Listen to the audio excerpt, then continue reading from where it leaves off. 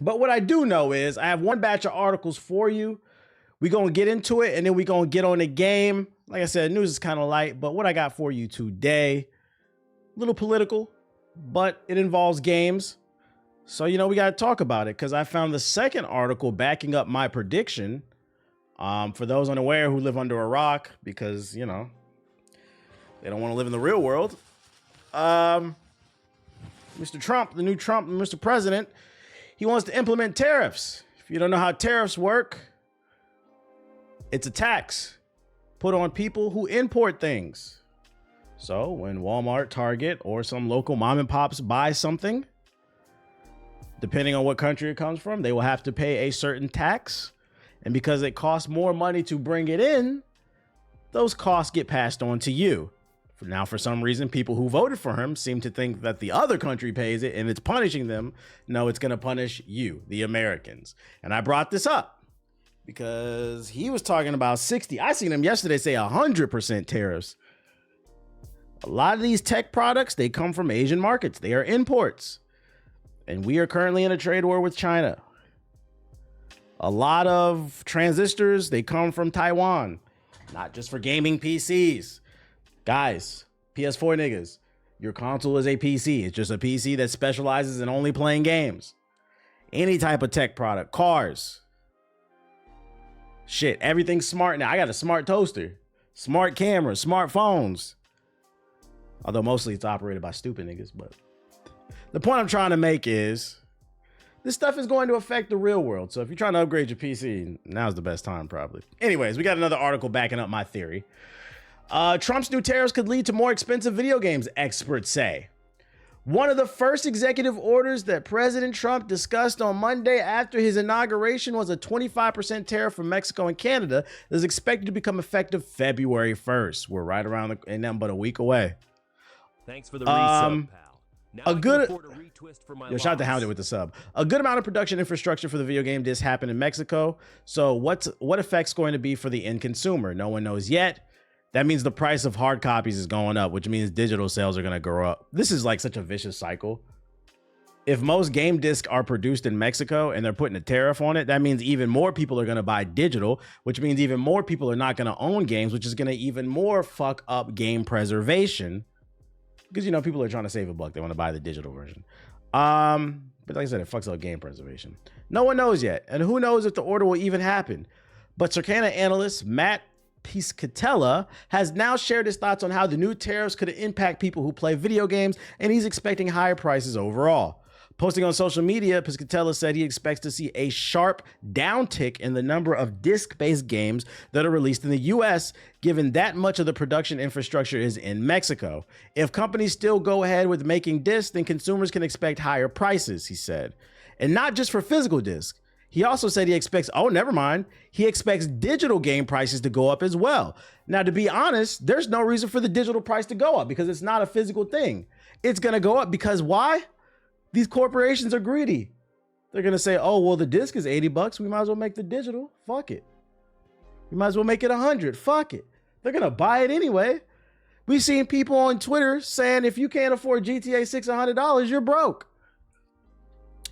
And like I said, this sucks too because it gives so much more power to the corporations. From a game, for those unaware, gaming has a preservation problem. It's hard to find things, so that's why retro games are expensive to buy. Even the price of like the 360 PS3 era games are starting to go up because once they stop printing them, you can't get it again. There's no archive or official museum for video games. So, hold on to your old video games because they'll be worth money one day, especially if you got that rare stuff, JRPGs and stuff like that. But this gives more power to the corporations because now, if they see that the sales for hard copies begin to decline because the prices go up and more people are just buying digital, they're going to stop printing disc, which allows them to do what? Control the product even more. Next thing you know, we're going to have the Disney Vault. We're going to have the Disney Vault for The Last of Us. The Last of Us 3 remastered every 10 fucking years. Instead of being able to just go to your local mom and pops and buy a used copy. Because don't nobody have a used copy in circulation. So you're telling me there's going to be more PS4 niggas? Pretty much. That's the real bad thing about this. It gives more control to corporations. And you know, for some of you, you might not care. You might be sitting there like, oh, you know, I'm never going to go back and play X, Y, and Z. But some people may want to. They may not be in tune with the current culture of gaming. They may not be interested in what's currently out. And maybe they want to go back and play Mass Effect 1. They don't want to play the remaster. Maybe they want to buy the 360 version, you know? It's going to be harder. You're making valid points. I'm a future thinker, my boy. I appreciate you. Xbox is already phasing out physical. They're just not saying it publicly. Who told you that? The guy at GameStop? I can admit it. I played the whole Sly Cooper trilogy in the 4th game. I did too. I do. Why you say that like that? Why you say that like he was a drug addict? I can admit it. I can admit it. I'm guilty. I played the Sly Cooper franchise. Even the 4th game. Please don't judge me. Like, what are you talking about, bro? Like, $70 on my max price. I'll pay $100. Then price me out by 50 games yearly. I'm hoping more people can display discernment and self-control when it comes to buying games. You know, especially like your favorite content. If games really go to $100 more than ever, it's gonna be important who you support in terms of content creators, man. It's a lot of frauds out here that just be hating shit, calling everything woke. It's a lot of frauds out here taking money to promote games and not disclosing that, acting like they love the game. People love to point the finger at journalists, but I've been said that the YouTube, Twitch circle, the content creator circuit it's been infiltrated as well. It's a lot of frauds out here that are popular and they just doing things for a check. So you got to be careful. If a game costs $100, you better make sure you following people who are in tune with the culture, opinions that you can trust. Because next thing you know, 2 games, that's $200. With taxes, that's $205. Let's see. A digital game has no disc, of course, but companies may want to retain price parity all the same between physical and digital. So they're just price gouging. They're taking advantage. There's no reason to raise the price of digital. In the event of a tariff-driven price increases, he said. He added that he doesn't know how this will all actually shake out and is only theorizing for now. However, he said none of this is good for physical video game market. Piscella also added that the US-based video game companies could ship production out of Mexico and into the US, but not without significant investment. That's probably not going to happen, in part because spending on physical games in the US is already half of what it was in 2021 and continues to decline rapidly. Trump has also suggested he would implement a 60% tariff on goods from China, which would have significant ramifications on video games and video game hardware, but many question if that's even feasible or likely to happen. Yes, it is. Guys, the Republicans are in charge. They have power in the executive branch, the legislative branch, and the judicial branch. All 3 branches, they are in control. They can do whatever the fuck they want. Your family members that think they can't be deported, okay. People who think, oh, he won't do 60. I'm not saying he will, but he can if he wants to. They got a control of all 3. I hope you guys are paying attention in government class. Beyond video game prices, increase tied to potential tariffs, some in the video game business are wondering if GTA 6, they're just talking about the $100 thing. So, I mean, this is the second article that I've seen. Basically, you know, even industry analysts are basically echoing the things that I'm saying. And all I'm saying is just be prepared if this is your hobby, if you're interested. Not to get like super political, but, you know, if you want to get into PC gaming, now's the best time before February. Because after February, we don't know what's going to happen. If you want to get a PS5, now's the best time. PS5s come from Japan. We don't know what that price of that Switch going to be. These are all imports. So, you know, save your money. If you a PS4 nigga, I don't know what to tell you. There's no hope for you. There's no hope for you. Because we don't know a year from now what these prices is going to look like. Do they even do government classes nowadays? Oh, I wouldn't know, bro. I graduated a long time ago. I'm old. Sony sells like new PS5s for $350, bro. Yeah, you can get a used one for Black Friday. They were like $375, I think, or something like that. $350, yeah. It's people like me who barely have time to play games, and if I want to play a game, I have to spend more time just possibly not to beat it. I predict free-to-play games will become bigger. If tariffs really do affect the gaming industry, I predict free-to-play games will become bigger than ever.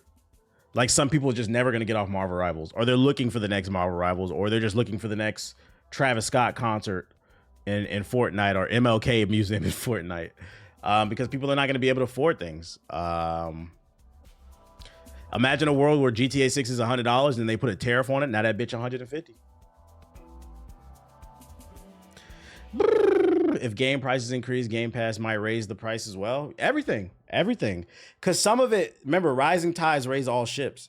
Some of it's going to be actual because the tariffs are affecting things. And then some of it is going to be corporations taking advantage of people's ignorance. The price of Game Pass could go up and they'll just be like, oh, you know, the tariffs. What the fuck does the tariff got to do with the Game Pass? That's a digital product. But they going to say it because dumbasses is going to believe that shit. They going to take advantage of you.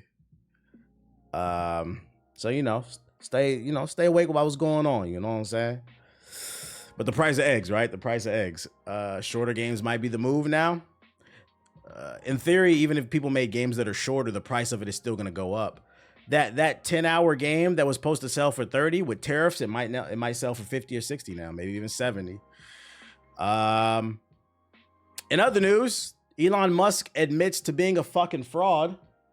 Last week we had a story about how Elon, some pro gamers were basically saying that he was cheating in Path of Exile. He streamed himself playing Path of Exile 2, and this man didn't know how to restore his mana. He didn't know how to use the map. He just didn't know basic core gameplay mechanics in this game, but he was a level 97, which only 1% of Path of Exile 2 players are. And he was playing on the hardest difficulty, where if you die, you lose your character permanently. So people analyze the footage. They're like, this doesn't make sense. You paid somebody to boost the account. I already read this article. There's no reason to even read this shit. He admitted finally, because he got pressed about it, that he's a fucking fraud. He's a fraud in government. He's a fraud in games. He didn't invent Tesla. Loves to claim PayPal. He really didn't have much to do with that either. This nigga is a career fraud. But people swear this dude is a fucking genius. And the worst part is, I don't even understand what was the point of this shit. Like, it's just video games. Like, why are you trying to present yourself as like you're one of the best Path of Exile players? Like, first of all, this is a niche game. Nobody cares, bro. Let me see you do something to Marvel Rivals. Do they ban people for this? I don't know, because it's not a competitive game, is it? It just seems all kind of like, yeah, why even lie? If you'll lie about this, what else is he lying about? That's all I'm saying. He wants to be relatable so bad, but here's the thing, man. You can make billions and billions. He could potentially be the first trillionaire in human history. But he's realizing he can't pay for people to genuinely love him. There are other ways to be rich in this world, chat. There are other ways to be rich.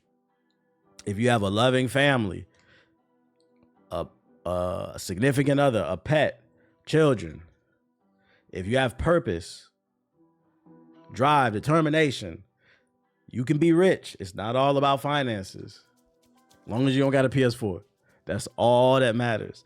And people like this who got billions upon billions, damn near trillionaire, are realizing that. They sitting there with their piles of money, but nobody actually likes them. What good is having all that money and you have nobody to properly share it with? Yeah, you can't buy a loving family and respect. So, you know, cherish what you got. What would I be apologizing for? Just blatantly lying? Shit is weird, man. Weird ass behavior, dude. In other news, analysts say, or game dev, why the Switch 2 is significantly more powerful, according to a game dev. The first look at the Switch 2, yeah, who cares? Sungrand Studios' Jarrell Dulé, who previously credits include the Silver Falls game series, shared his extended look at the Switch 2's capabilities. Dulé has experience working on titles for the original Switch, so the difference between the console generations was readily apparent to him. The two most important things he pointed out were the true volumetric lighting and the advanced lighting technique that creates a sense of density in the atmosphere and the extremely detailed and unique textures of the background. It's going to have really good lighting and better textures. Because the first iteration of the Switch would struggle to run either of those features at a high frame rate, Dulé noted that this inclusion suggests that this system is significantly more powerful. He also estimated that the RAM for the Switch 2 would be between 12 and 16 gigabytes. Additionally, Dulé noted that the real-time creation of shadows, cloth simulation on the flags in the background, reflective textures, and the higher polygon counts on the character models for Mario, and there will be that for Mario and Friends. Bringing all these aspects together to 60 FPS demonstrates just how far Switch 2 has come from the original model. Dulé also shared his excitement to get his hands on the Switch 2's development tools, as the Unity game engine for the first Switch limited what he could pull off. Now Dulé believes the games he has had set aside because, Now Dule believes that games he had set aside because of the Switch's limitations could be brought to fruition as he originally envisioned. It sounds to me like this man just wants a dev kit, bro. From my understanding, your resub is cool, but honestly, there's only one yo, shout out to 91. Shout out to 91523 with the sub. It sounds to me like this man just wants a dev kit. He hasn't got his hands on a Switch 2 dev kit. Because from what I read, it sounds like the Switch 2 will have the power of the PS4 Pro, which, you know, is fine for a handheld, especially considering Nintendo games are always about art style, not realistic graphics. Although it could cause problems when it comes to third-party development, especially as we get later into the life cycle of the Xbox Series X and the PS5. The third-party games are probably going to look a little ashy, but Mario, Zelda, those type of games, they're going to look great. So he's gassing this thing up a little bit more than what is probably actually gonna be, and I think it's just because he's a developer who wants to get his hands on it. But like, don't be expecting PS5 power. Don't be expecting a 5090. It's not that. It's gonna be more powerful than the Switch, which, I mean, at this point, we'll take anything because I don't care what nobody says. Tears of the Kingdom, fuck that. It was called Tears of the 720p. That shit was ashy. Games would no longer look ashy, and that's all that matters. I just want Zelda and Mario not to drop frames. That too. Never forget Mortal Kombat 1 on the Switch. Absolutely disgusting and a disgrace. I remember games like Mortal Kombat 1 on the Switch would have never been able to come out in the 90s.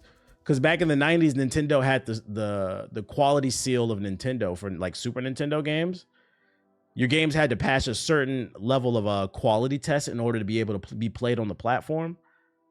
Now you got one of the mainstays, one of the heavy hitters like Zelda, with no anti-aliasing, running sub 30 frames. And it's like, it's time for Nintendo to bring back that quality seal and be like, yo, this shit, everything needs to run at 60 frames. Everything needs to be crispy, okay? We really need to see that price point. There's rumored to be another Nintendo Direct next month, so hopefully. Batman on the Switch.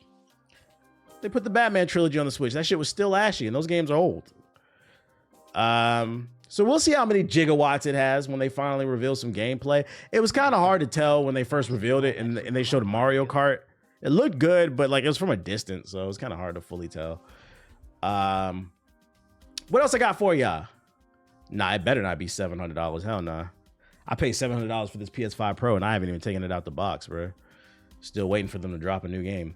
Marvel Rivals Spring Festival event is already being compared to Overwatch's Lucio Ball. NetEase Games has revealed Marvel Rivals Spring Festival event, which adds a handful of new hero skins and a soccer game mode that might look familiar to Overwatch and Rocket League players. The team behind the hero shooter hit announced its latest update with a trailer below, promising to kick off the new year with the Clash of Dancing Lion games mode, as well as the Fortune and Colors Gallery card customization event starting January 23rd. Let's not beat around the bush, though. Clash of the Dancing Lions looks an awful lot like Overwatch's long-running summer event, Lucio Ball. The standard version of both modes sees players compete in 3v3 soccer matches with a unique twist that capitalizes on the hero's abilities. Both obviously rip elements from Psyonix's massively popular Rocket League, though, and it looks like Marvel took on the blown-up character experience, the blown-up soccer character experience, and comes with a few differences, too. You pull out the PS5 Pro for the Intergalactic, that's the game. Intergalactic, what game is that? Let's watch the trailer. What game is that? Whenever the next PS5 exclusive comes out, that's when I'll take the Pro out.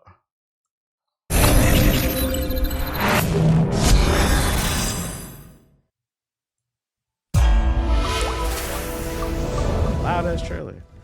Oh, the Naughty Dog. I forgot about it. They didn't show no gameplay. Yeah, I'll play that. Definitely. That ain't coming out in 2025, is it?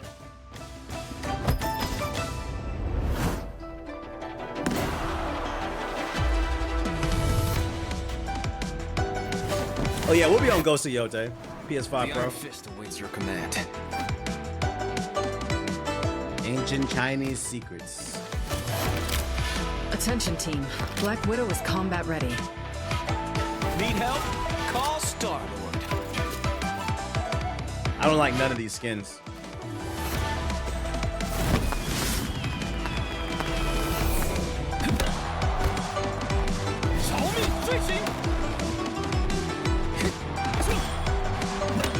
You can tell they took the training area where you like practice against the bots in the lower level and they just kind of flip the assets and put some trees and shit in the background. Dragon kick!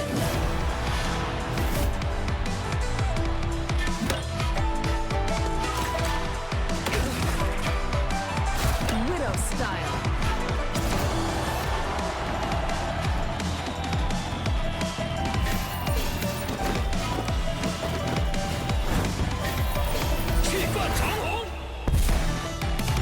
Nice. Now I'm gonna get more shitty Star Lords and Iron Fists on my team.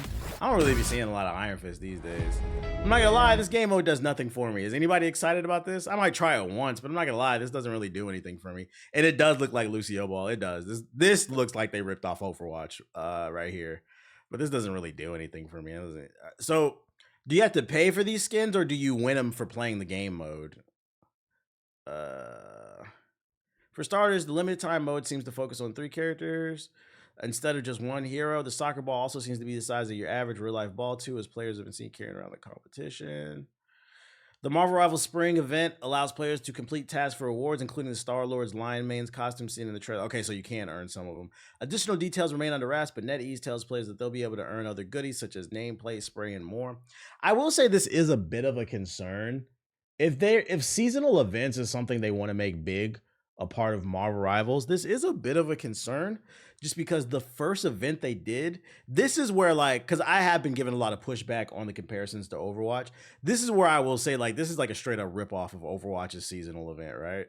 This is concerning because not the third, not the fourth, not the fifth, but the very first seasonal event they do is not creative at all. So that makes me wonder like, should we just scrap this if you guys aren't even going to fucking try? Just drop skins for whatever seasonal event you want to do in like some events. It's the second, is it? What was the first one? When the fuck was the first event? They did the Jeff Splatoon event. I don't even remember that shit. Was it fun? I'd never touched that. Was that fun? Matter of fact, I didn't touch it because it's Jeff. Fuck Jeff. And fuck all Jeff players. You pick Jeff, I know you're trying to lose. I'm reporting you for throwing. I remember he had a skin. I didn't know it was an event for Jeff. But you didn't get the Jeff coat skin? No, I don't play him. No, thank you. I know how to do more than just left click. But it's a Chinese company, so it makes sense. It's a Chinese company, yeah, so it makes sense for them to celebrate Chinese New Year. That's not what I'm talking about. The whole soccer game mode is a copy of is Overwatch. I'm not talking about celebrating the Chinese New Year. I would imagine Chinese people celebrate that. They could have did something else though. But I don't really care because I'm not getting on the game for that mode anyway. Other news, quick little bit. Doom, The Dark Ages leaked to launch on May 15th. According to an article released by Game Cult, since the article's been removed since, who seemingly released an embargoed information ahead of the Xbox Developer Direct. Insider Gaming understands that select media will be seeing previews of Doom, The Dark Ages ahead of the official presentation. The Developer Direct is scheduled to be placed on January 23rd, making the 23rd a somewhat hectic day in the world of gaming, as Assassin's Creed Shadows previews will drop on that day. So 2 days from now, we're going to get some AC Shadows. We're going to be breaking it down. As already revealed, they're just yapping at that point. So take it with a grain of salt because it's not confirmed, but they're saying May 15th, 2025. This is going to be one of the biggest games of the year. I love Doom Eternal and Doom 2016. Really good shooters. So this is definitely a game that could be potentially nominated for Game of the Year. We'll see, because they're making some changes to the formula. How people will receive it, I don't know. But at bare minimum, when it launches, this game will have a lot of hype surrounding it. Let's see. RDC World responded to your call out. Did they really? Let me see. Let's see. Get up. But we would have got on that stage, man. What's y'all talking about? GI versus RDC Marvel Rivals? What's DI? I don't Black Hawk. Is that Black Hawk? Yeah, Black Hawk group, yeah. Oh, okay. They was talking shit. I left. He's talking shit on here. Yep. Bro, everybody's talking shit, dude. Yeah, you ain't gotta ask questions no more, bro. Everybody holding us, bro. No, because Leland, I got a list. He's not talking shit. Like, he just play us. I just want. Yeah, exactly. Yeah. So it's just wholesome fun. It's just he said friendly set. He says friendly. I bet. He's not calling us sorry, nothing like that. He said let's just run a friendly set. You can't just be lashing. My fault. I see red, dude. That's it. We will give you a friendly set and get on your ass. Friendly. Ooh. Oh. Friendly though. It's a hard pin. Let me put this in the group chat.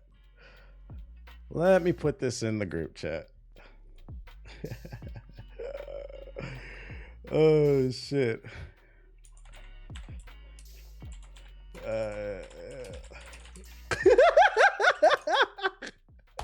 Hey, yo, I shout out to you. You dropped the link in the chat. I appreciate you. Let me save that. I think he follows me. I'm going to slide in the DMs and see if they for real. We're going to see if we can set this up. I wasn't talking shit. It was a friendly challenge. I 100% for the fade. Big content. Like, boys, let me get my shooters. I'm 100. Hey, challenge accepted. Hold up. Let me, With those ults. Those defensive ults are too damn powerful. Oh, hold on. They finally seen it. Yeah. DC finally seen it, y'all. Oh, he responded to the tweet? As JG said, we need a practice montage. We don't got to get personal. This is a friendly fray. We should keep it that way. I'm not even a Marvel Rise player, but I'd be down to watch. That'd be some funny content. But yeah, I appreciate the link. We'll see if we can set something up. I'll see if I can get in touch with them. I appreciate the link, big dog. Other news: Sonic the Hedgehog 4 arrives spring 2027. Paramount confirms. Nothing else to say there. If you like Sonic 3, 4 is coming. You knew 4 was coming if you saw how the third movie ended. We know it's coming in 2027, so 2 years from now. That's going to be a legendary stream. Yeah, I mean, maybe more people will want to play us afterwards too. We can find out who really be playing games out here. NCSoft's Horizon MMO has also reportedly been canceled. Everybody's favorite industry plant Horizon Zero Dawn is back in the news. NCSoft's Horizon MMO, codenamed Project 8, has reportedly been canceled. That's according to the South Korean website MTH, reported by Reset Era, who said that there are at least 3 projects at NCSoft that have been canceled, including Project Pantera, Project 8, and Project J. According to widespread rumors, Project 8 was the code name of the Horizon MMO, which would later be called Skyline. According to the report, both Project J and Project 8H were canceled at the beginning of the year, with its developers being notified that they'd be moving to different teams across the company. Let's see. In late 2023, NCSoft announced a global business partnership with Sony, spearheaded by Sony's Jim Ryan and NCSoft's Taejakin Kim. The Horizon MMO shouldn't be confused with Horizon Online, another Horizon project in development at Guerrilla Games, which is forecasting up to 1 million players on the title. The Horizon Online multiplayer title was confirmed in 2022 as an online project set in the Horizon universe. A recent job listing suggests that the title could launch in 2025, but it's been canceled.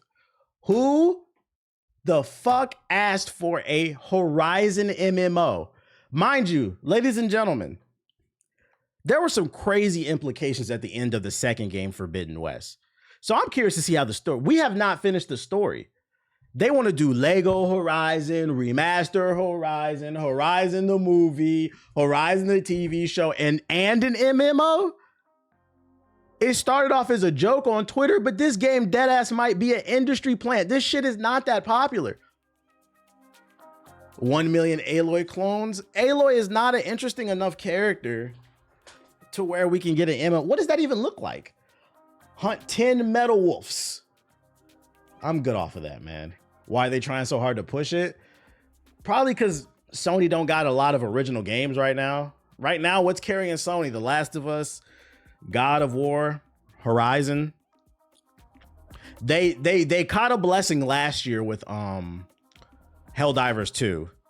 You said Knack. Shut the fuck up, nigga. Although Knack 3 would be lit, but no, Knack is not carrying, bro. Yeah, we need a new Infamous. They need new titles. Oh, Astrobot. Yeah, we'll give them Astrobot. Yep, that's 4. They got a few bangers, but like, I feel bad for people who didn't get to grow up in the PS2 era. The PS2 era, it was new original games coming out every week. It was over 900,000 quadrillion games, original worlds that you wanted to dive into. Like, I remember being a kid going to GameStop, EB Games, and being able to go to the $5, $10 clearance section and being able to pick up a quality game. G4 used to do a section, the old G4, not the one that I was a part of. They used to do a segment on their show, X Play, Games for Cheap Bastards. And it was always like the $5, $10 games that you could get at GameStop. And that was because it was so much competition. It was easy to get a quality game if you were willing to try something. But yeah, nowadays PlayStation, it's being hard carried. It's front loaded. PlayStation's current state in terms of its original IPs is like the Phoenix Suns, you know? KD, Booker, Beal, although Beal's about to be the fuck up out of here. And then after that, the team kind of falls apart, you know? Not saying it's bad, but we could be better. We could be better. And that's why they about to ship Beal up out of there. AA games like Beautiful Joe don't exist anymore. Was Beautiful Joe a AA game? I don't know what all that. Whatever happened to the Resistance games? They got left in the PS3 era. What didn't get left in the PS4 era, PS4 niggas rejoice. Digital Foundry tested the latest updates to the Bloodborne PC emulation. It's now running at 60 FPS. It's fully playable from start to finish, has a higher resolution than the base game, improved visuals with the Bloodborne Remaster Project mod. Insane these guys are able to accomplish so much in such a short amount of time. That's the original game. This is the remaster. I can see the difference. It's much clearer and the textures are better. Seems like the best version of Bloodborne is going to be on PC. Maybe I'll finally try the game. Keep in mind that the Twitter player is dusty as hell. Said, goddamn, fans are rejoicing. What's the point of PC gaming's overrated? What's the point of PC gaming? The best version of one of your PS4 games is on the PC, not the PS4. And you don't got to pay for it, allegedly. You niggas paid to play fucking 20 frames per second. I don't understand, bro. I don't understand. So, I mean, if you want to look into it, look into it. I'm gonna pass the link along to the tweet. You know, if you want to watch the full video, I'm gonna drop it in the Twitch chat. You know, look into it if you want to. I'm gonna have to look into it and see how stable is this emulator. Fire Game shows how creative FromSoft. Maybe we don't need because you know, for the longest people have been begging for either a sequel or a remaster. Maybe we don't need the remaster now that we got the PC port with a texture mod. That's it right there, and it's free. And that's it right there too. Another price hike for Netflix. Even the ad version is going to $8, and the highest end version is going to $25. And keep in mind, you cannot share passwords. This is why, no comment. All I'm gonna say is this is why I have a certain folder. Y'all see that? That's a powerful folder right there at the top. I'm not gonna show what's in it. But it's there. It's there. So just don't be surprised Netflix is getting a price hike.